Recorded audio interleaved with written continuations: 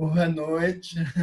Estamos aqui em fortes orações católica, muçulmana, hindu, para que a internet não caia, que hoje está uma porcaria.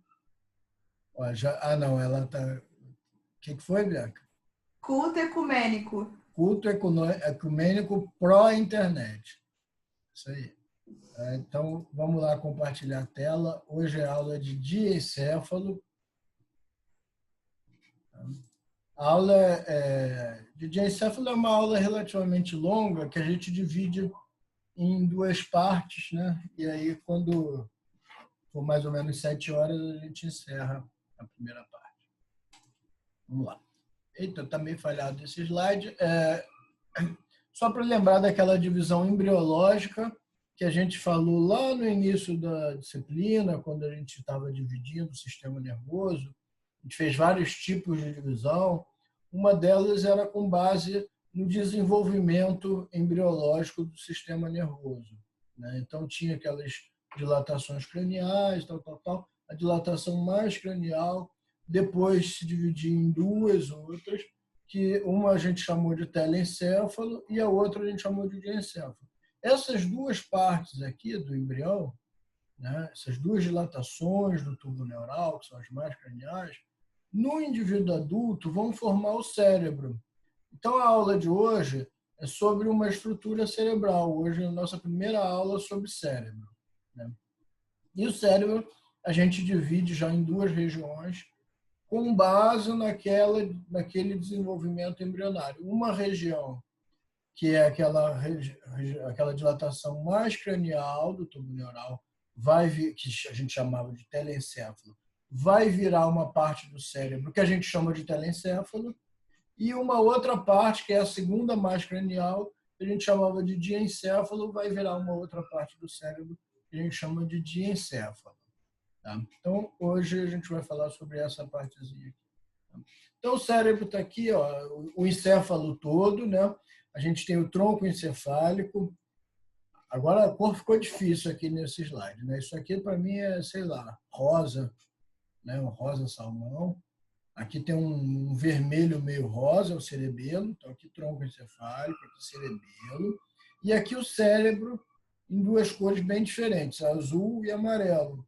Sendo em azul, que é a maior parte, são as estruturas telencefálicas, né, ou telencéfalo, e em amarelo aqui, as estruturas diencefálicas ou o diencéfalo. Tá? Então, o diencéfalo é essa porção mais inferior ou mais basal aqui do cérebro. Tá? E a gente pode dividir o diencéfalo em 4 regiões distintas. Uma região que a gente chama de tálamo e outras regiões cujo nome é derivado dessa primeira. Então, uma é o tálamo, a outra é o hipotálamo, a outra é o epitálamo e a outra é o subtálamo. Tá? Então, trava-línguas aqui e a gente vai falando pouco a pouco de cada uma dessas regiões. Vamos começar pelo hipotálamo, que é o que a gente mais tem coisa para dizer. É o mais interessante.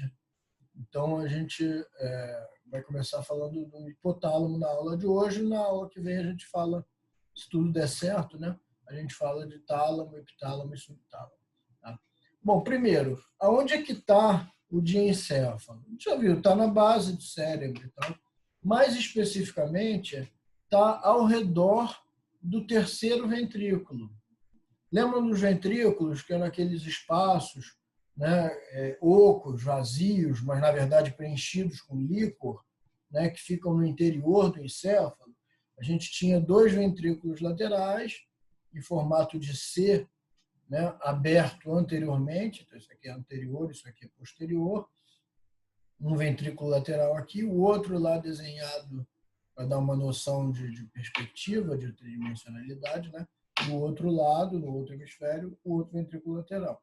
E o terceiro ventrículo aqui. Os 2 ventrículos laterais são as porções mais craniais do lúmen do tubo neural dilatado. Então, aquela dilatação do tubo neural na porção mais cranial, depois vão ficar a parede do tubo vai formar o telencéfalo, o vazio ou a luz do tubo. Oi? É uma falhada boa aí. Deu? Parei onde? Você estava falando dos ventrículos ainda. Tá bom. Então, os ventrículos são aquele espaço no interior do cérebro, preenchidos com líquor, né, que foram formados a partir do lúmen, né, ou do espaço interno do tubo neural. Então, a gente tinha o tubo neural, eles foram se dilatando, a parede do tubo neural, que é formada de células, virou, né, essas células foram se transformando, se multiplicando e viraram os órgãos, da mais cranial virou o telencéfalo, e aí a gente depois vai ter uma divisão que vai formar dois ventrículos laterais, e aquela segunda dilatação mais cranial, a parede vai formar, também formada de células, vai virar o diencéfalo, e esse espaço oco vai virar o terceiro ventrículo, que é esse aqui. Logo, o diencéfalo é um conjunto de estruturas, né? A gente já se adiantou a falar o nome delas, que envolvem o terceiro ventrículo. Então, aqui de novo, o terceiro ventrículo, aqui sem tecido nervoso, é um molde feito a partir de injeção de resina no interior dos espaços ventriculares, e o diencéfalo vai ser um conjunto de tecido nervoso, de estrutura que está aqui em volta desse terceiro ventrículo. Tá? Então, aqui, ó, um córtex sagital, eu tenho tronco encefálico, cerebelo, parte do telencéfalo aqui, uma parte saiu fora aqui da minha imagem, tanto em cima quanto posteriormente, quanto anteriormente. E o meu terceiro ventrículo foi aberto. Lembra que o terceiro ventrículo é ímpar e fica exatamente no plano mediano. Então, quando eu faço um corte sagital mediano, eu abro essa cavidade e fico com duas meias cavidades, né? Duas metades do terceiro ventrículo. E aqui eu estou vendo, então, essa região, esse é o terceiro ventrículo, o espaço do terceiro ventrículo, e eu tenho mais ou menos aqui uns quadrados delimitando mais ou menos aonde é que ficam cada uma dessas quatro porções do diencéfalo. Tenho, então, um tálamo que forma a parede lateral do terceiro ventrículo, e aí, na verdade, o tálamo são dois, um formando a parede lateral de um lado e o outro formando a parede lateral do outro lado. Tá? Tem um subtálamo que fica logo abaixo, esse eu tenho um só, é uma estrutura ímpar. Um hipotálamo que fica também abaixo, só que anteriormente, também ímpar. E um epitálamo também ímpar, que fica mais posteriormente ao tálamo. Tá? Então, tenho dois tálamos, um de cada lado, e três regiões abaixo, né? Hipotálamo mais rostral, ou mais anterior, subtálamo bem abaixo, e o epitálamo mais posterior. Vamos falar do hipotálamo, então. De novo, uma imagem agora invertida, agora está como aqui a cabeça cortada ao meio, né? Cortada no plano sagital mediano. Isso é posterior, isso é anterior. E aqui, obedecendo isso, ó, isso é posterior, aqui cerebelo, né? Um pouquinho de cerebelo, tronco encefálico. Aqui é anterior. Tá? E aí a gente tem o terceiro ventrículo aberto, ó, nessa imagem, quem desenhou até um plexo coroide no interior do terceiro ventrículo, aquela estrutura responsável pela produção do líquor, né? E aqui abaixo e à frente do terceiro ventrículo, nessa região aqui pintadinha de verde, é a região hipotalâmica ou o hipotálamo. Tá? Já percebo que logo abaixo do hipotálamo eu tenho um filetinho aqui de tecido nervoso e tenho uma outra estrutura muito bem protegida aqui dentro de uma célula óssea apropriada para ela, que eu chamo de glândula pituitária pelo nome antigo ou hipófise pelo nome novo. Né? Já dá para perceber que aqui a gente tem uma série de nomenclatura antiga nessa imagem. Cérebro médio a gente chama de mesencéfalo. Aqui está em espanhol. Puente de Varolio, em espanhol fluente. A gente hoje chama só de ponte. Depois eu vou jogar no YouTube, vocês que gostam de portunhol, uma aula da professora Bianca, dada em portunhol, em primeira mão, vou jogar no YouTube, viu, Bia? E aqui, glândula... eu coloco a sua também, é porque a gente se gravou. Ele gravou a minha, eu gravei a dele. O nosso espanhol fluente.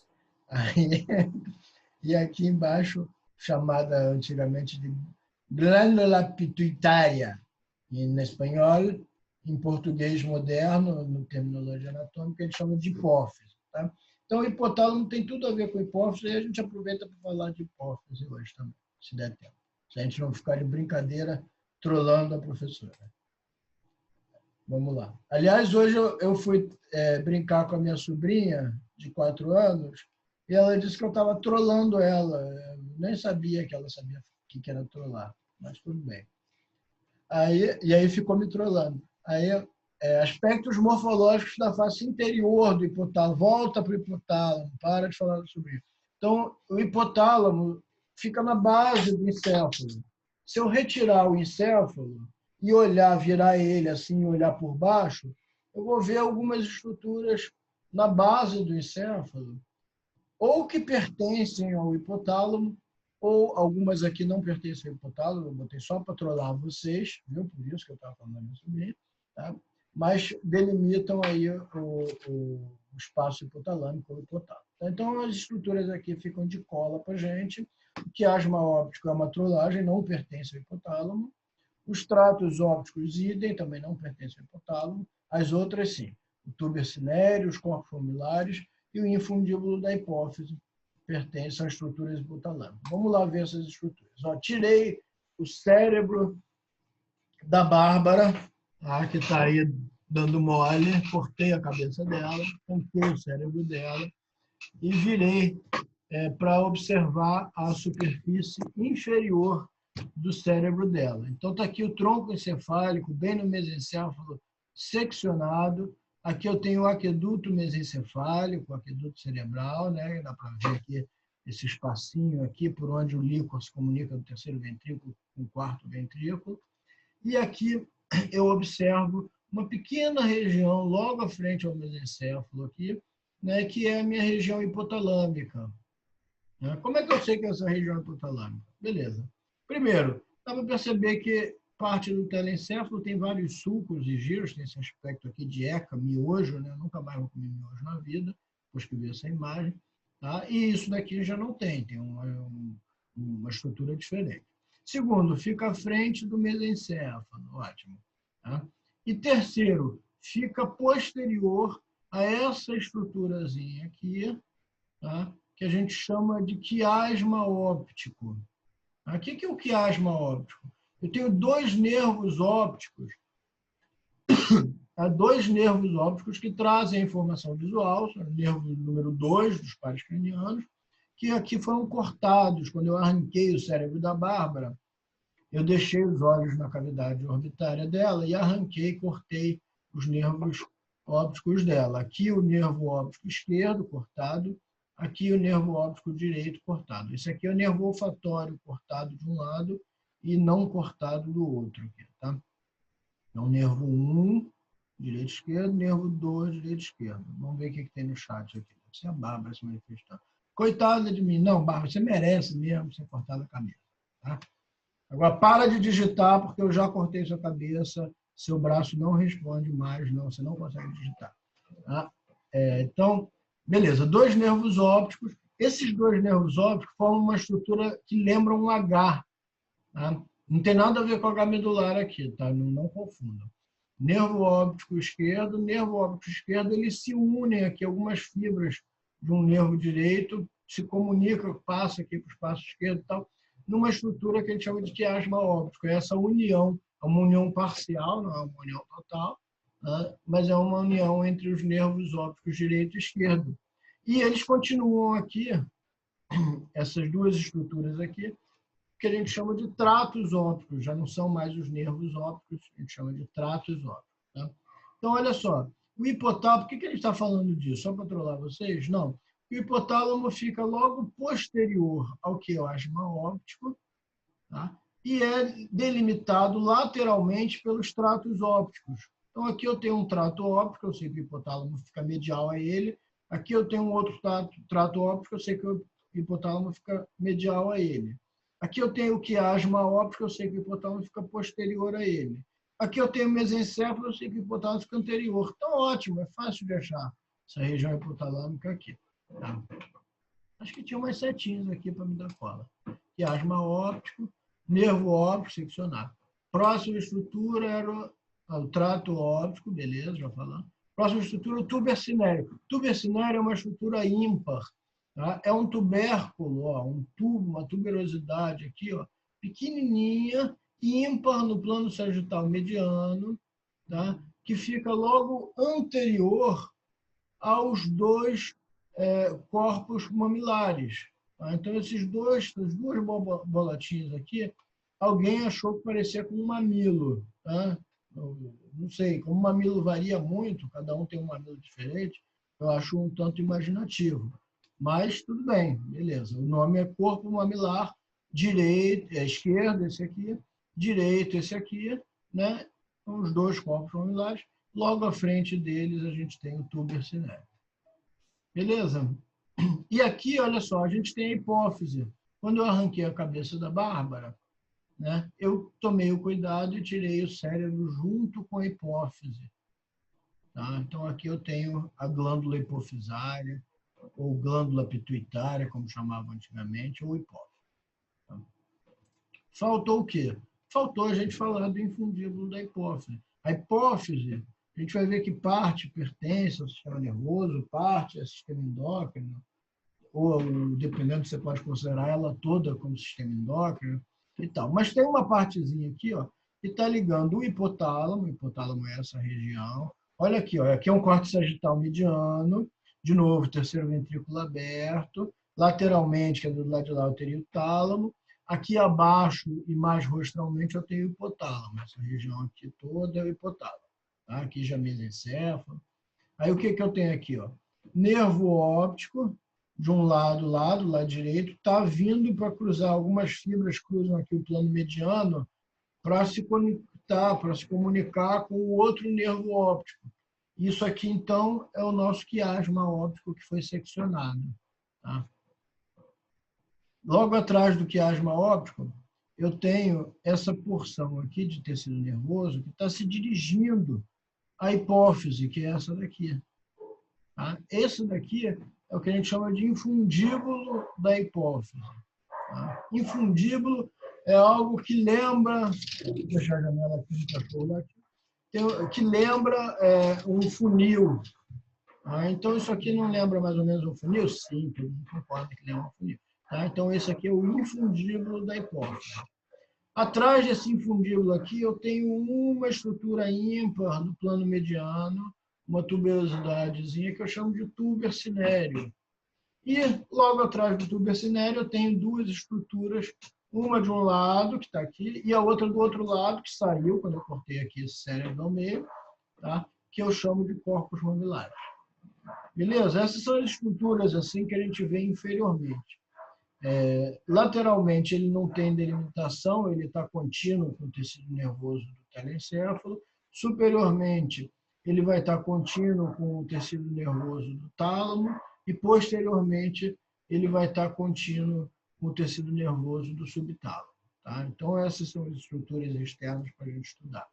E tudo bem, e dentro dele, o que ele tem? Ó, aqui, já para confundir de novo vocês, isso aqui é posterior, isso aqui é anterior. Tá? Aqui, ó, nervo óptico, quiasma óptico, infundíbulo da hipófise, corpo mamilar, tuber cinéreo. Tá? Então, dentro do hipotálamo, se eu fosse dissecar, olhar no microscópio, o que eu veria? É substância branca ou é substância cinzenta? E tem as duas coisas, tem substância branca e tem substância cinzenta. Substância cinzenta hipotalâmica está agrupada em vários núcleos, tá? que a gente não conhece ainda todos os núcleos hipotalâmicos, é um objeto ainda de estudo da neuroanatomia, e a gente não vai se ater aos nomes deles, não. Aqui nesse slide a gente pode ver que tem núcleo pré-óptico, dorso medial, ventromedial, alguns núcleos são chamados de área, então a área hipotalâmica anterior é um núcleo, alguns chamam de núcleo hipotalâmico anterior, núcleo supraóptico, tal. Esses nomes a gente não vai se ater muito, mas eu quero que vocês lembrem que o hipotálamo, a estrutura histológica, o tecido do hipotálamo, tem vários corpos neuronais agrupados em núcleos. Alguns desses núcleos ainda não são bem conhecidos. Alguns que são conhecidos, a gente não sabe exatamente as funções deles. Tá? Alguns a gente sabe, inclusive a gente vai citar aí mais para frente alguns nomes de núcleos sem nenhuma necessidade de decorá-los. Tá? Beleza? E tem, obviamente, substância branca. Lembra que os núcleos são aqueles aglomerados substanciais envoltos com substância branca? Então, entre esses núcleos aqui, parece um Tetris, né? Todos bem coladinhos uns nos outros, mas não, existe um espaço entre cada um deles preenchido com substância branca. Tá? Muito bem, conexões aferentes e eferentes do hipotálamo. Vamos ver que, assim como a formação reticular recebia informações de praticamente todo o sistema nervoso, né? E mandava também. O hipotálamo não chega tanto, tá? Mas também tem muitas conexões aferentes e eferentes.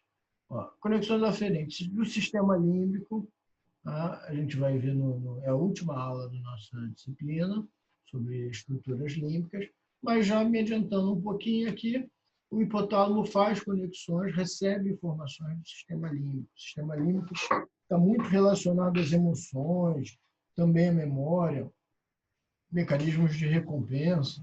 Tá? Então, essas são estruturas límbicas, a amígdala, o núcleo amidaloide, né? O hipocampo, a área septal, a área límbica que fica no mesencéfalo, a gente chama de área límbica mesencefálica, o próprio córtex pré-frontal, que é uma das áreas mais evoluídas, mais complicadas e mais interessantes do nosso cérebro, do nosso telencéfalo, também é considerado por alguns autores uma área límbica, uma área pertencente ao sistema límbico, também envia informações para o hipotálamo. A própria formação reticular, a gente já tinha falado isso, inclusive quando a gente mencionou do sistema ativador reticular ascendente, que o hipotálamo fazia parte desse sistema, que controlava, né, ou que incentivava de maneira geral as atividades elétricas encefálicas. O hipotálamo faz parte desse sistema, recebe algumas informações da formação reticular. Recebe informações também da retina, tudo a ver, né? Os nervos ópticos que estão trazendo informação da retina passam ali do ladinho, se cruzam, formando o quiasma óptico, depois se dividem, formando os tratos ópticos, deixam algumas fibras ali também. Tá? Núcleo do trato solitário, isso aqui estamos repetindo, a gente já falou na aula do sistema nervoso visceral, as informações viscerais aferentes, né, vêm das vísceras, fazem uma sinapse num núcleo que fica lá no bulbo do tronco encefálico, que é o núcleo do trato solitário, e de lá envia essa informação para o hipotálamo, que processa essas informações sobre o sistema nervoso visceral.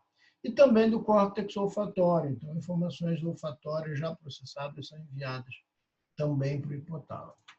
Informações eferentes, para onde ele manda, para onde depois de processar, ele devolve essas informações. Olha aqui, ó, repetimos para o sistema límbico, para as mesmas áreas de onde ele recebe, ele envia de volta. Inclusive, ele é parte do sistema límbico. Tá? Para o córtex pré-frontal, também já falamos que ele recebe e envia. Para a formação reticular, também aquele sistema reticular ascendente recebe e envia informações para a formação reticular. Para neurônios do sistema nervoso autônomo, tá? Já falamos isso também, que o hipotálamo é o centro de controle do sistema nervoso visceral eferente, que a gente chama também de sistema nervoso autônomo ou autonômico. Então, é ele que envia informações para o nosso coração bater mais rápido ou mais devagar, para o nosso intestino se contrair mais rápido ou mais devagar, para a nossa bexiga se relaxar ou se contrair, enfim. Tá? E para a hipófise, que é aquela glândula que fica ali embaixo, tem um funilzinho, que é o infundíbulo da hipófise, né? Que então está enviando ali informações para a hipófise. A gente vai ver como é que o hipotálamo interage com a hipófise já já. Mas tudo bem, isso tudo é para quê? Para que o hipotálamo existe? Para quê? Quais as funções que ele faz? Pelo menos as conhecidas. Olha, a gente ainda não conhece todas, e não conhece a fundo. A gente, inclusive, vai falar disso quando a gente for falando de função a função. Né? Mas, de maneira geral, a gente associa o hipotálamo com o órgão ou a região responsável por manter o nosso estado de equilíbrio. Então, eu sou um cara pacífico, um cara zen, eu faço yoga, né? Não é nem yoga, eu faço yoga todo dia pela manhã, ao nascer do sol. Esse aqui sou eu, tá? Inclusive, quando eu faço yoga, eu entro em meditação tão profunda que meu cabelo cresce. Então, esse aqui sou eu de manhã, meditando com o cabelo e tal. Então, isso é o hipotálamo. Não, não é esse equilíbrio que eu estou falando, tá? O estado de equilíbrio que a gente está falando é a homeostasia, a gente já falou dela. É manter o nosso coração batendo devagar quando a gente está fazendo yoga, né, meditando e tal, mas batendo rápido quando a gente está fazendo um exercício intenso. Quando a gente está correndo, o coração bate mais rápido, precisamente mais sangue. A gente já falou disso, esse sistema nervoso visceral, não sei para que eu estou repetindo. O que é homeostasia? Já falamos lá. Tá? Só que, calma aí, a gente falou que lá a homeostasia era para controlar nossos órgãos. Agora, a gente vai ver que o sistema nervoso central também controla o nosso sistema límbico, também participa do processamento das nossas emoções, né?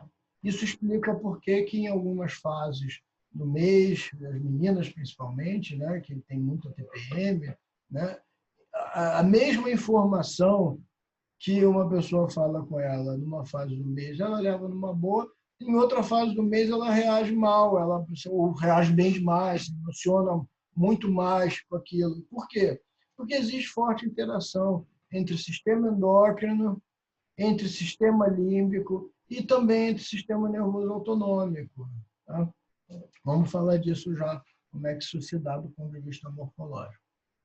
Tá? Então, o hipotálamo, se a gente tivesse que dizer uma função do hipotálamo, manter o estado de equilíbrio do nosso corpo. Tá? Não é zen da nossa mente, pelo menos não até onde a gente sabe, mas manter os nossos órgãos funcionando corretamente, nosso sistema endócrino respondendo e funcionando de forma correta, e participar também do nosso controle ou das nossas reações emocionais e motivacionais. Tá? Agora, se a gente tivesse que elencar, ser menos vago nessa resposta sobre as funções, aí pelo menos 8 funções hipotalâmicas a gente pode descrever. Neurosecreção, controle endócrino, já falamos disso, controle do sistema nervoso autônomo, já falamos disso, controle da temperatura corporal, controle da ingestão de alimentos, controle da ingestão e excreção de água, controle ou participação nos processos emocionais e motivacionais e controle de ritmos circadianos. Ou seja, nessa quarentena, metade da galera não tem hipotálamo, porque o ritmo circadiano já foi para as cucuias, os processos emocionais estão aos farrapos, ingestão de alimento, tem gente que não come nada, tem gente que come tudo, temperatura corporal é só quando tem Covid mesmo, tem febre, né? E por aí vai. Sistema nervoso autônomo também foi alterado aí para muitas pessoas. E talvez sistema endócrino, não sei, não tenho informações. Vamos lá, vamos ver vamos ver cada uma dessas aí. Neurosecreção. O que é neurosecreção, professor? Que negócio é esse de neurônio secretar? Neurônio secreta? Secreta. Todo neurônio secreta. Como é que eles comunicam com outro neurônio? Lembra? Uma das primeiras aulas do curso, o neurônio, o potencial de ação, chegava lá na membrana pré-sináptica. Aquele potencial de ação fazia com que as vesículas sinápticas se fundissem à membrana pré-sináptica e secretassem o seu interior das vesículas, o que estava no interior das vesículas sinápticas, que são os neurotransmissores. Ele não está cuspindo esses neurotransmissores na fenda sináptica? Isso é uma neurosecreção. Então todo neurônio faz, por que você está falando disso aqui especialmente do hipotálamo? Calma aí, vamos lá então. Porque aqui ele faz isso de uma forma bastante especial. Vamos lá. Por que é especial? Tem 2 núcleos aqui que a gente já se comprometeu a não decorar os nomes, núcleo supraóptico e paraventricular. Daqui a pouco a gente mostra uma imagenzinha para ver onde é que eles estão, só para vocês verem onde é que fica, como é que, inclusive, do ponto de vista morfológico, ele fica pertinho ali e tal. Dali começa esses núcleos têm um axônio, que juntos formam um trato que a gente chama de trato hipotálamo-hipofisário. Lembra das colas de nome de trato? Começa no hipotálamo, especificamente nesses núcleos, e vai terminar na hipófise, que é aquela glândula que fica logo abaixo da hipófise. Glândula? Por que está mandando coisa? Calma, vai para uma região da hipófise que a gente chama de neurohipófise. Tá? É hipófise, mas a gente chama de neurohipófise. Por que é neurohipófise? Porque nessa região da hipófise, a gente tem essas terminações axonais desses neurônios cujo corpo está localizado nesses núcleos. Tá? Por isso a gente chama de neurohipófise. Lá, essas terminações axonais liberam o que a gente pode chamar de neurotransmissores. Esses neurotransmissores, especificamente, são polipeptídeos, são moléculas relativamente grandes, tá? São vários peptídeos em cadeias unidos, tal. Só que, em vez de liberar essas moléculas numa fenda sináptica, ele libera logo na corrente sanguínea. Olha que doido. Tá? E aí esses neurotransmissores vão cair na corrente sanguínea. Aí, meu amigo, os neurologistas ou os neurocientistas vão dizer que eles são neurotransmissores, sim, porque são produzidos e liberados por neurônios esses focalizados nos núcleos hipotalâmicos. Tá? Só que os endocrinologistas e os estudiosos do sistema endócrino vão dizer assim, não. Essas moléculas não são neurotransmissores, porque eles foram liberados na corrente sanguínea e vão se ligar a células que não são neurônios, vão ligar a outros tipos celulares e que não estão perto lá do hipotálamo ou da hipófise. Estão longe, em outros lugares do corpo. Tá? Então, um dos neurotransmissores ou hormônios que são liberados por esses neurônios aqui, tá? Então essas moléculas aí vão ser chamadas de neurotransmissores por uns ou hormônios por outros. Tá?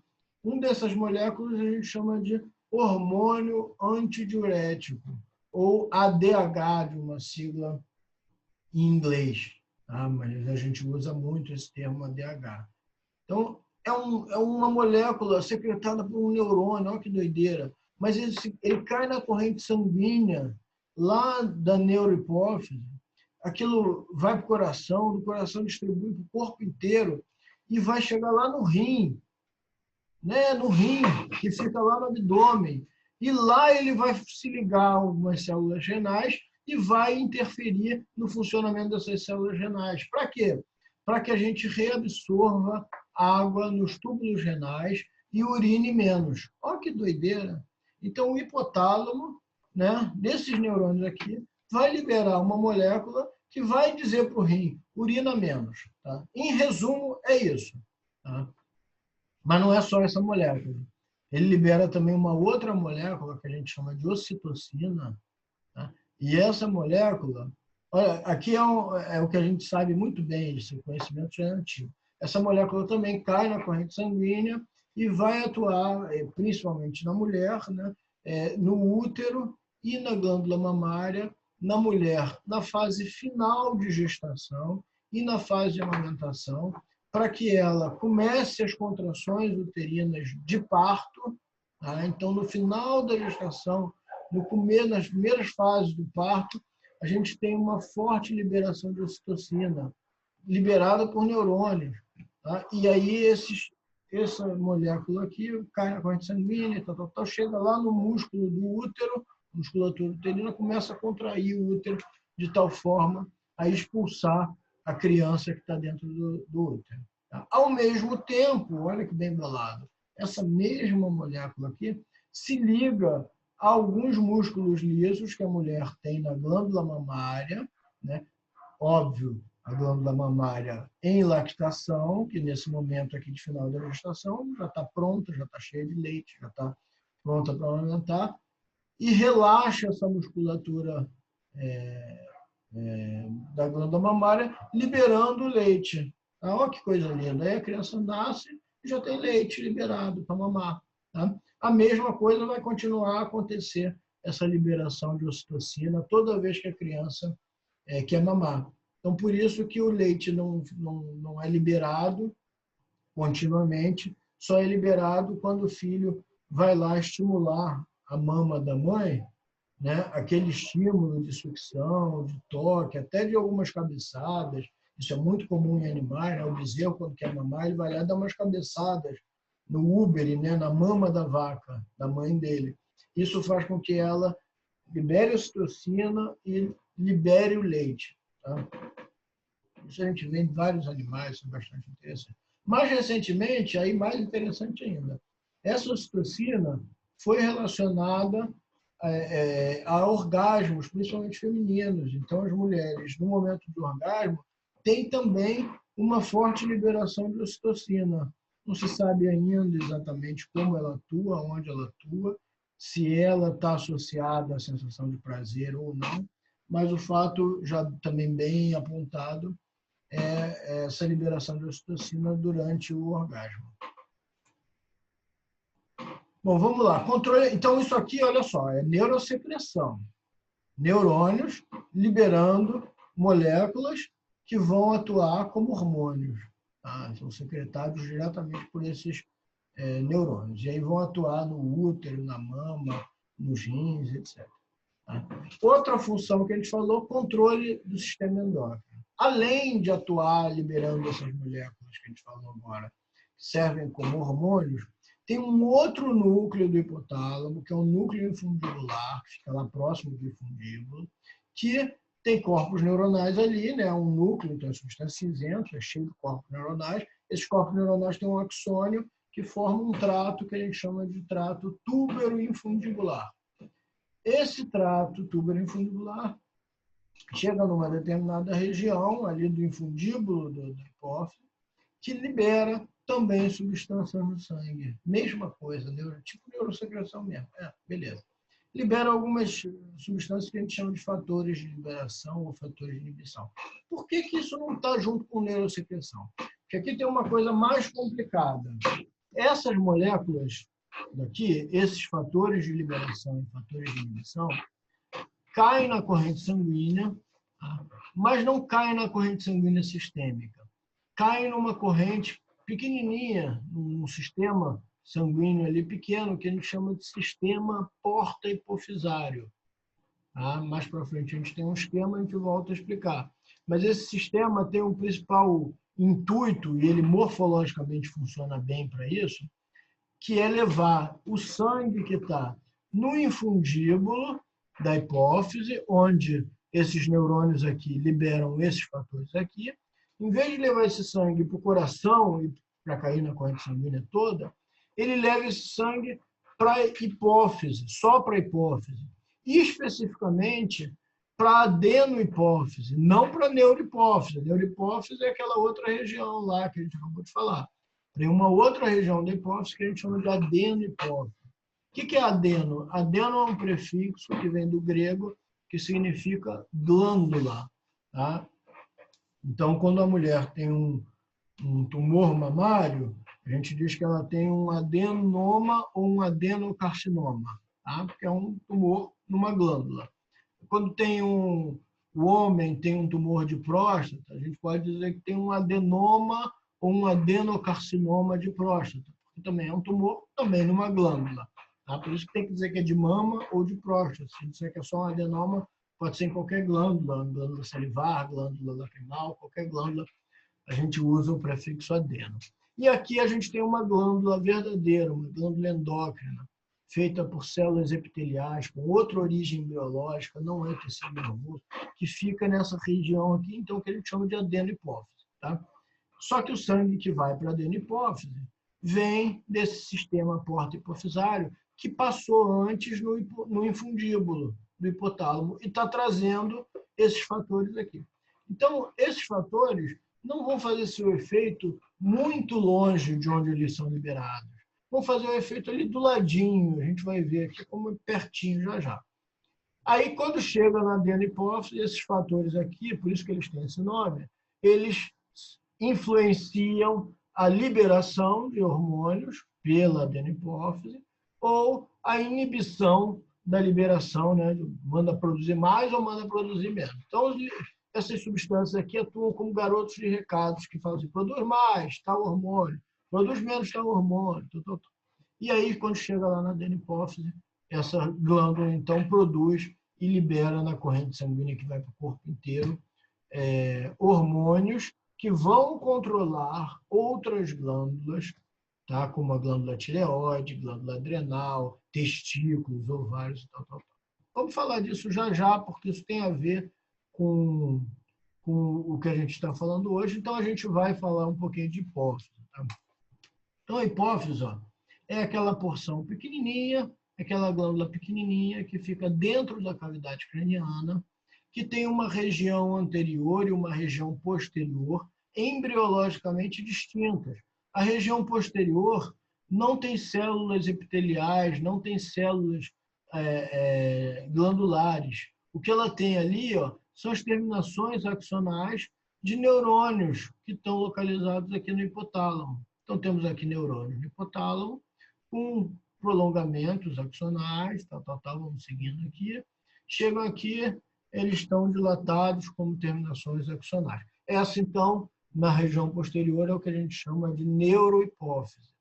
E na região anterior, que é maior, né, a gente tem várias células aqui, epiteliais, células glandulares, células que liberam hormônios. Essas células são influenciadas por essas bolinhas verdes, que são os fatores de liberação ou fatores de inibição. Esses fatores são liberados por esses neurônios aqui.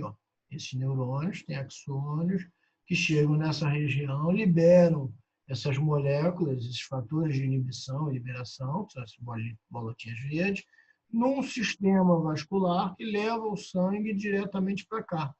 Em vez de trazer o sangue para a corrente sanguínea geral, ele traz o sangue para a adenohipófise, e aí essas moléculas vão influenciar essas células a liberarem mais ou menos hormônios.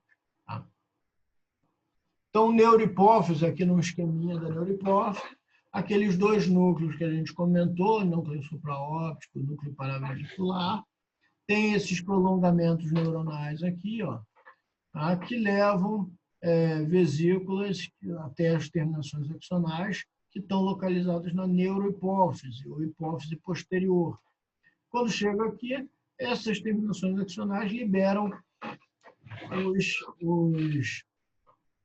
os seus produtos de secreção, que já são hormônios, na corrente sanguínea sistêmica, e aí vão fazer o efeito sistêmico, o efeito à distância, como hormônio.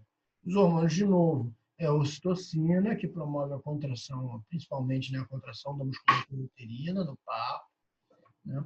E a vasopressina, ou hormônio antidiurético, ou ADH, que é um hormônio antidiurético. O Mussum, quando tomava cerveja, não falava que ia tomar um diurético, ia tomar um diurético, né? Porque a cerveja promove a diurese, que é a maior produção de urina. O hormônio antidiurético é um hormônio que promove a menor produção de urina. Tá? Então, a gente usa muito ele quando está desidratado, precisa reter água, não perder mais água na urina. A gente libera vasopressina, ADH, né? Para evitar a perda hídrica. Aqui o sistema porto-hipofisário, olha só. Então, outros neurônios aqui, tá? Estão liberando o núcleo fundibular, estão aqui com prolongamentos que vêm até o infundíbulo da hipófise. Quando chega aqui, liberam os seus fatores de secreção nessa corrente sanguínea aqui, esse sangue aqui vai ser levado para essa região anterior da hipófise, o que a gente chama de adenohipófise. Aí aqui, esses fatores de liberação e de inibição vão se ligar a receptores nas membranas dessas células aqui, que são células endócrinas, células epiteliais, glandulares, e essas células vão liberar outros hormônios nessa corrente sanguínea que vai para o corpo inteiro. Tá? Quais são os fatores de liberação? Quais são? A gente já viu que esses neurônios aqui liberam ocitocina e ADH, tudo bem. E esses aqui liberam o quê? Liberam a sopa de letrinha, GHRH, TRH, GNRH, CRH e mais alguns que a gente conhece menos. Tá? Tudo termina com RH, não tem nada a ver com recursos humanos. Eu sei que psicólogo atua em recursos humanos, é muito importante, mas aqui não tem nada a ver com isso. RH vem do inglês Releasing Hormone. Lembra que a gente falou que libera fatores de liberação, né? E fatores de inibição, tal. Pois é, então, do inglês, então, hormônios de liberação, ou releasing hormone, e aí cada letrinha dessa anterior aqui, ó, GH, por quê? Porque é o fator de liberação do hormônio GH. Então, hormônio de liberação do hormônio GH. Quer dizer, é um fator que vai ser produzido e liberado por neurônios e que vai chegar na glândula adeno-hipófise e estimular as células a liberarem o GH. E o GH, vocês talvez conheçam, né, é Growth Hormone, ou hormônio do crescimento, né, que promove o crescimento da gente. Então, quando a gente está crescendo, né, hoje em dia a gente cresce para frente, aí o GH não atua, né? Mas, principalmente durante a puberdade, a gente libera, infância e puberdade, a gente tem muita liberação de GH para o crescimento dos ossos, crescimento dos músculos, crescimento mesmo do corpo. Né? O TRH é hormônio de liberação tireotrófico. Tireotrófico porque tem a ver com tireoide. Tá? Aí, quando ele chega nessa região da hipófise, ele estimula essas células a liberarem o TSH, que é um hormônio tireotrófico. Esse hormônio cai na corrente sanguínea, vai ser levado para todo o corpo, inclusive para a tireoide, que é uma glândula endócrina, fica na região anterior do pescoço. Né? Lá, esse TSH se liga às células endócrinas da tireoide e estimula a tireoide a produzir dois hormônios que ela produz, que a gente chama de T3 e T4, que vão atuar no metabolismo do corpo inteiro. Então, olha que bacana. A tireoide acha que está produzindo T3, T4, que ela manda no metabolismo do corpo inteiro, mas ela é mandada pela hipófise. Quem manda a tireoide produzir mais T3 e T4 é a hipófise, que produz TSH. E a hipófise acha que manda, então, no metabolismo do corpo inteiro, mas também ela é mandada. Quem manda na hipófise é o hipotálamo. O hipotálamo, esses neurônios aqui, é que liberam o TRH, que mandam a hipófise liberar TSH, que ele é uma cadeia de comando. Quem está controlando mesmo é o hipotálamo. Então, no final, boa parte do sistema endócrino é realmente controlado pelo hipotálamo. E aí a gente tem os eixos, quando a gente estuda endocrinologia ou fisiologia endócrina, a gente estuda em eixos. Então, tem um eixo tíreo, hipotálamo e hipofisário. Né? Então, é um eixo de produção hormonal que começa no hipotálamo, passa pela hipófise e vai para a tireoide. É claro que a tireoide também influencia o hipotálamo. Quando tem muito T3 e T4 lá circulando, o hipotálamo lê essa informação como opa, parar de produzir T3 e T4. Então, eu paro de produzir, eu produzo menos TRH, mando a hipófise produzir menos TSH, que mando a tireoide produzir menos T3, T4. Por isso que a gente está sempre com níveis de T3, T4 dentro de uma faixa controlada. Existe, então, um controle desse nível, não é à toa. A mesma coisa com o hormônio do crescimento, a mesma coisa com os hormônios sexuais, o FSH e LH, tanto para o homem quanto para a mulher. E a mesma coisa com os corticoides, né, os hormônios adrenais. Tá? Vamos falar muito rapidamente desses eixos aqui. Né? Então, já vimos aqui esses neurônios aqui liberando fatores nessa corrente sanguínea que caem aqui nesse sistema porta-hipofisário, levam até esses fatores de liberação e inibição até a adeno-hipófise E essas células aqui, algumas basófilas, outras acidófilas, são pelo menos dois tipos histologicamente facilmente reconhecíveis, vão liberar vários hormônios. Olha aqui, ó. Hormônio do crescimento, que vai influenciar o crescimento ósseo, muscular e adiposo. Prolactina é que vai influenciar a produção de leite nas glândulas mamárias. Tá? Então, lembra que aqui está errado, não é secreção, não. É a produção. A secreção ou liberação é a ocitocina que induz. Né?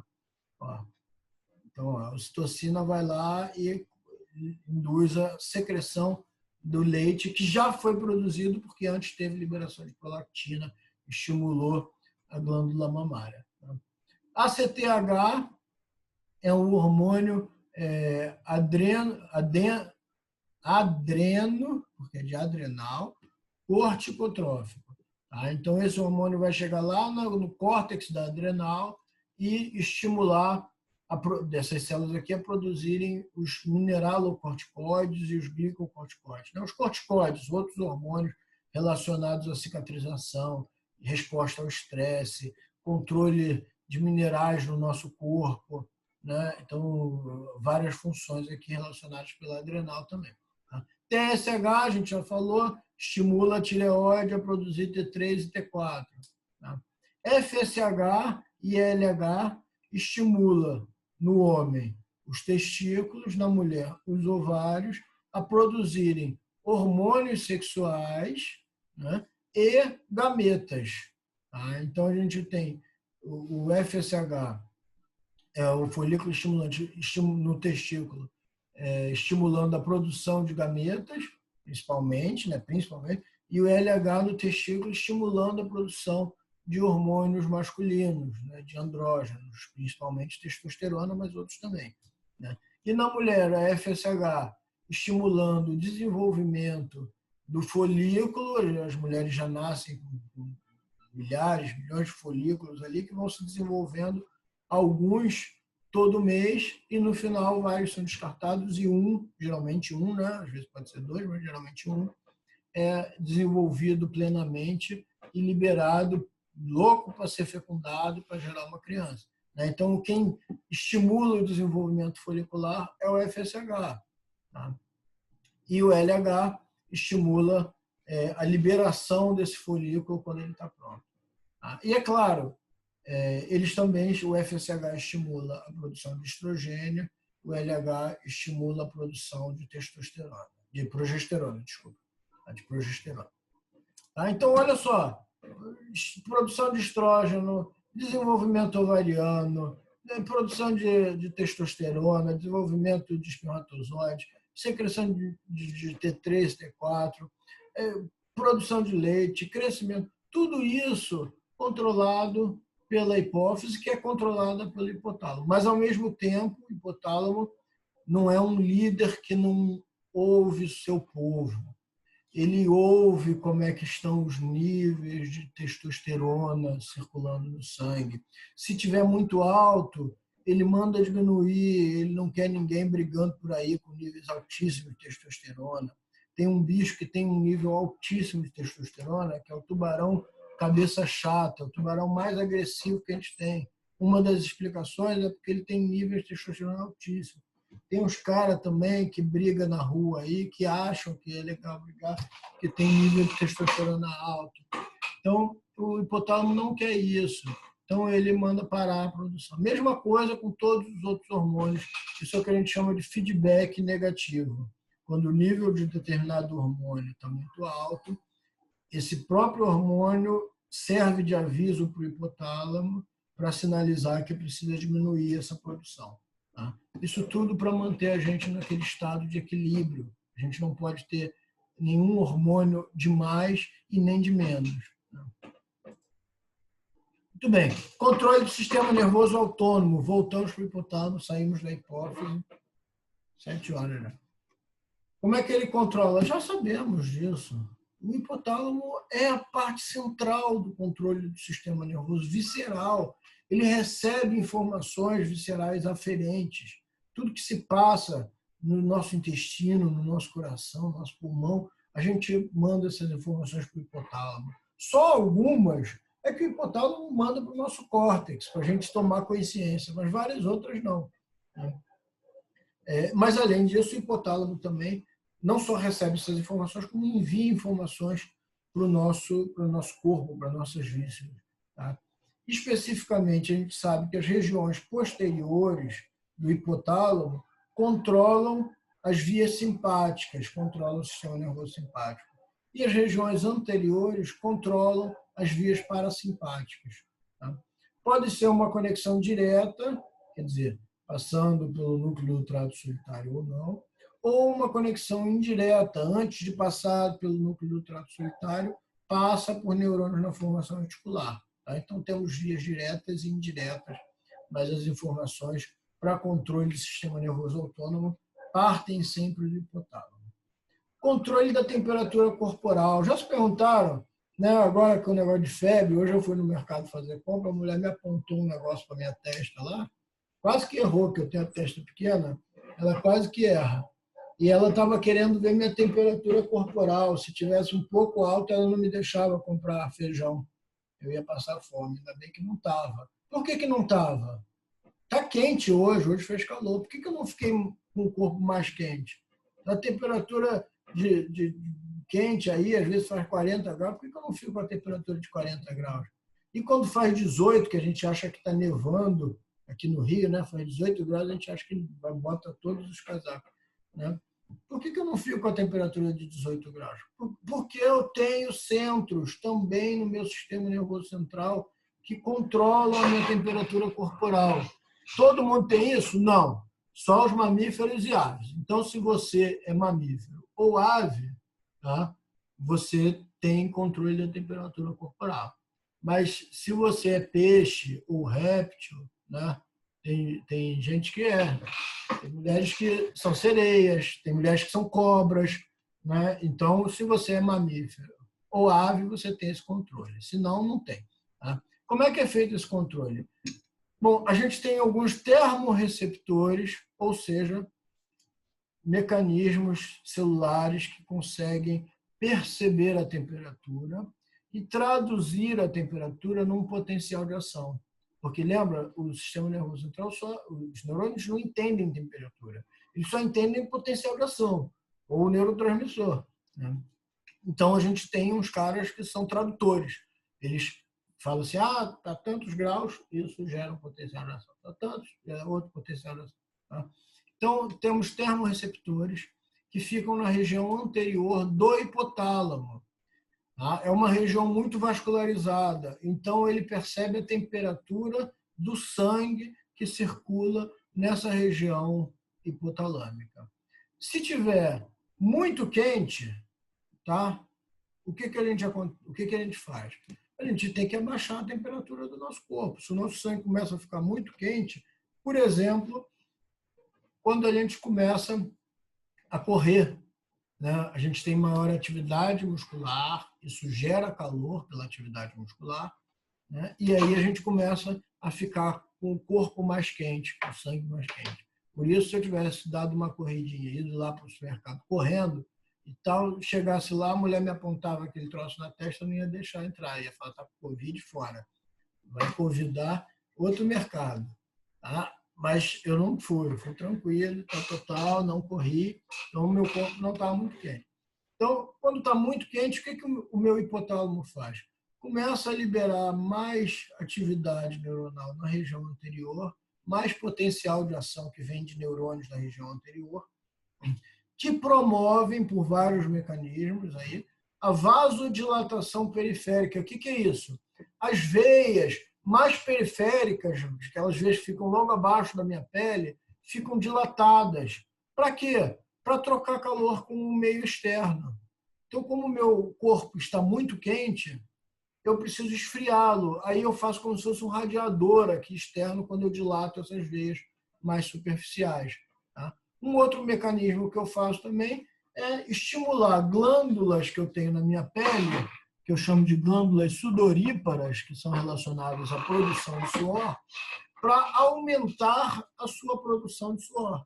Para que isso? Porque eu fico todo suado, cheio de água mesmo, né? Tem sais minerais também, a gente sabe que o suor é salgado e tudo mais, mas ali eu tenho líquido fora do meu corpo, que isso aumenta a troca térmica, né? Aumenta a perda de calor do meu corpo. Aqui eu estou precisando perder calor, porque eu estou quente, o meu termorreceptor aqui no hipotálamo diz que meu sangue está quente, então é melhor eu começar a suar e ter vasodilatação periférica. Por isso que quando eu corro, realmente eu fico todo suado. Só esquentar um pouco o corpo, eu fico suado. Quando eu fico no sol também, em vez de correr, eu fico lá pegando sol na laje, eu também fico suado depois, quando o dia está muito quente, eu começo a aumentar a temperatura do meu corpo, meu hipotálamo fala, opa, baixa esse negócio aí, senão você vai ficar com hipertermia, vai passar mal de calor.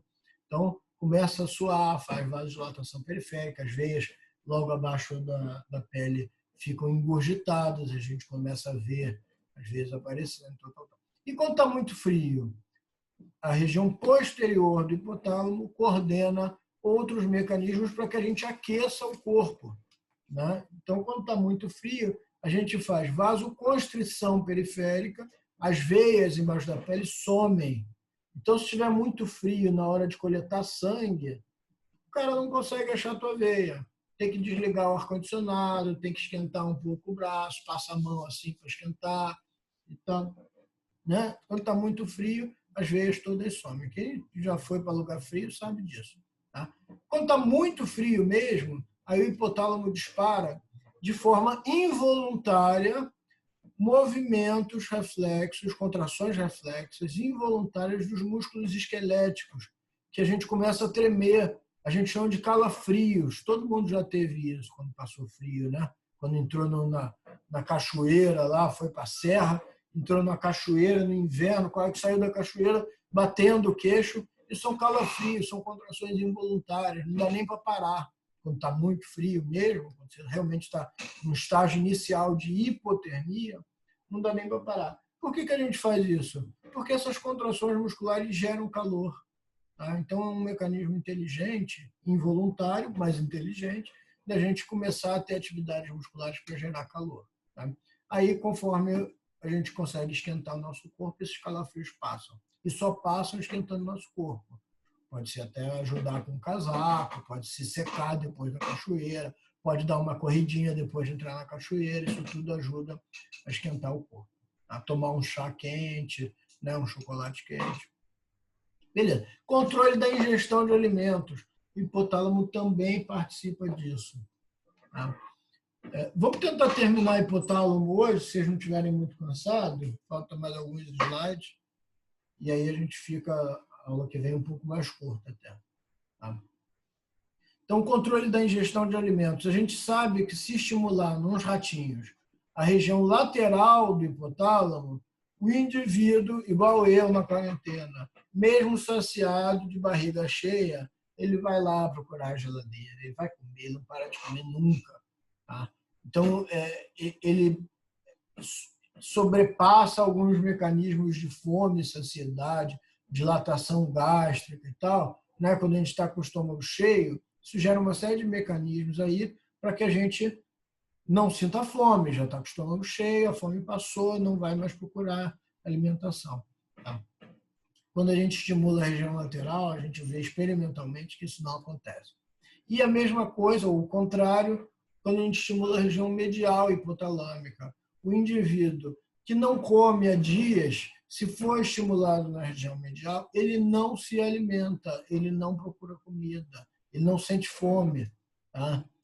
Isso leva, inclusive, a explicações para aqueles estados de obesidade mórbida, indivíduos que não precisam comer e comem desesperadamente, né? E indivíduos em anorexia também severa, indivíduos que estão em estado de desnutrição e ainda assim não sentem fome, realmente não sentem fome. Alguns desses, é claro, não é só isso, né? Alguns desses têm distúrbios hipotalâmicos, sim, merece ser estudado o hipotálamo desses camaradas, porque eles podem ter disfunções hipotalâmicas que justifiquem esses estados nutricionais.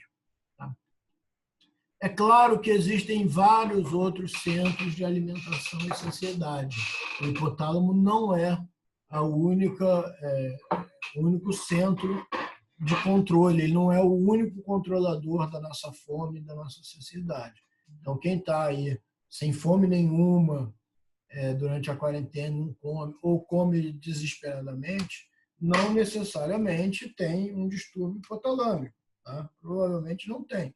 Mas também pode ter, aí a gente vai ver como o hipotálamo está intrinsecamente relacionado com o sistema límbico. Então, por isso explica aquela perda de apetite, a perda de vontade de comer em estados emocionais, ou a busca por comida desenfreada em estados emocionais. Então, existe uma forte relação explicada morfologicamente entre o nosso apetite, a nossa procura de alimento, e o nosso estado emocional, o nosso controle emocional.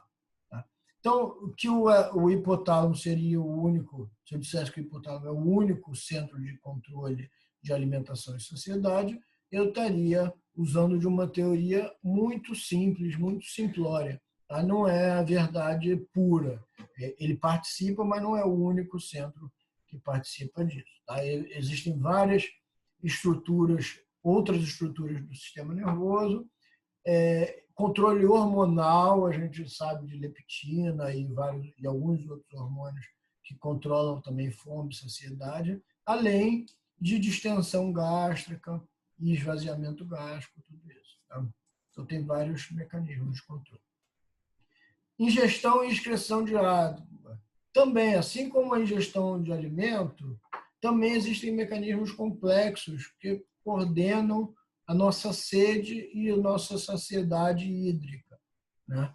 Mas o hipotálamo está no centro disso. Ele é das regiões que participam fortemente da nossa procura, né? Do nosso controle de ingestão e de excreção de água. Tá? A gente tem osmorreceptores no hipotálamo, ou seja, receptores que percebem de maneira bem grosseira se o nosso sangue está muito concentrado ou muito diluído. Tá? E isso, de certa forma, reflete o nosso estado de hidratação. Então, depois da corridinha que a gente dá, a gente fica um pouco desidratado, como a gente suou muito, liberou muito, teve perda hídrica também pela respiração, que aumentou durante a corrida e tal, a gente fica desidratado. O nosso sangue fica um pouco mais espesso, um pouco mais viscoso, tá? Uma osmolaridade maior, falando melhor dizendo, a osmolaridade do nosso sangue, depois de uma corrida, fica um pouco maior. E a gente tem aqueles tradutores, aqueles receptores que percebem a osmolaridade do sangue e transformam isso em potencial de ação para o hipotálamo conseguir entender. Aí ele entende e pode fazer uso de estímulos neuronais para hidratação, sensação de sede, né? Pode fazer estímulos para a liberação do hormônio antidiurético, para inibir a liberação de urina, né? E aí poupar água, né? A gente perder menos água, porque a gente está com sangue muito viscoso depois da corrida, então a gente libera menos água. Ou se tiver com o sangue com a osmolaridade muito alta, ou perda muito baixa, o sangue diluído, muita água que a gente bebeu, pode liberar sudorese, sim, tá? Diminui a liberação do hormônio antidiurético e pode estimular a sudorese. Controle de processos emocionais, está terminando. Controle de processos emocionais e motivacionais. O hipotálamo age como uma área central do sistema límbico. Não é a única área do sistema límbico, a gente vai ter uma aula inteira sobre o sistema límbico, né? Mas a gente sabe que o hipotálamo é uma das estruturas que faz parte do sistema límbico. Inclusive, quando estimulado experimentalmente, através de estímulos elétricos, obviamente isso feito em animais de experimentação, né, em roedores, observa-se respostas emocionais desses indivíduos. Então, quando estimulado algumas áreas hipotalâmicas, você tem respostas emocionais, justificando a participação dele no controle de processos emocionais e motivacionais. E lembrem que uma coisa leva a outra, os mecanismos estão conectados. Então, O sistema emocional é controlado pelo sistema endócrino. O sistema emocional controla o sistema endócrino. O sistema emocional controla as vísceras, né? Tem gente que tem, dependendo do estado de espírito, dependendo das emoções, tem maior contração peristáltica ou menor contração peristáltica. Alguns indivíduos entram e têm dificuldade de defecação, dependendo do estado emocional. Outros, num estresse muito grande, defecam, perdem o controle esfincteriano, né? Tem fortes contrações intestinais, aquilo que grosseiramente a gente chama de se mijou nas calças ou se cagou nas calças, né? É exatamente isso, é a interferência do estado emocional, de uma forte emoção, por exemplo, o medo, né? Sobre o controle visceral, né? E tudo a ver, já que ambas estão participando ali, controladas pelo hipotálamo. Controle do ritmo circadiano, de cara eu já posso dizer, a gente já viu que o ritmo circadiano é controlado pela formação articular. A gente já falou de uns caras que ganharam o prêmio Nobel dizendo que o ritmo circadiano tem mecanismos intracelulares em todas as células do nosso corpo. O que você está me falando de hipotálamo agora, cara? Pô, o hipotálamo também participa desse controle de ritmo circadiano, não é só a formação articular, e nem é só o controle intracelular. A gente tem informações que vêm lá da retina para o núcleo supraquiasmático do hipotálamo, né? E diz se é dia ou se é noite, se está claro ou se está escuro. Né? Dia para a gente, por exemplo, agora está de dia, porque aqui está claro, porque eu estou com a luz acesa. Mas não deveria estar, já deveria estar escuro, né? Se eu fosse um homem das cavernas, ou se eu fosse um passarinho e tal, que vive lá fora, ele já percebeu que está escuro, já parou de cantar e já se tocou para o seu ninho, né? Então, o hipotálamo desse passarinho já ajudou ele lá a controlar o marca-passo circadiano dele, o ritmo circadiano, que diz o que é dia, o que é noite. Tem tudo a ver com a formação reticular? Tem tudo a ver. Lembra do sistema reticular ativador, sistema ativador reticular ascendente, o SARA? Né? O hipotálamo não faz parte dele também? Então, controla aqui o ritmo circadiano também através do SARA. Beleza, pessoal? Vamos ficar por aqui. Já falei pra caramba hoje, são 7h20. A aula que vem deve ser um pouco mais curtinha. Vai ficar faltando 3 estruturas, mas que a gente fala menos, que é o tálamo, o subtálamo e o epitálamo.